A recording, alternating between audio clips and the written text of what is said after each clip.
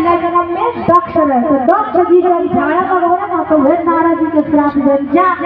तू वास्ते ना 1 मिनट से ज्यादा ठहर भी मत करो, आज तू बड़ा झाड़ा लगा करो।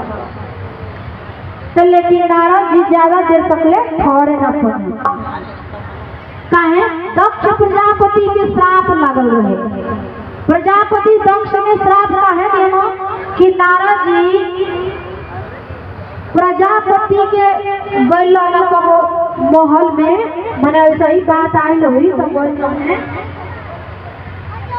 तो दक्ष प्रजापति जी कहने दक्ष प्रजापति की काहे तपस्या कर पड़ा, तो नारद जी को तू कहे कर पड़ा यही तो हम जो बोलते हैं वो बोलता तो भाई दोनों में झगड़ा तो नारद जी कहने तारा बेटा के मुँह नहीं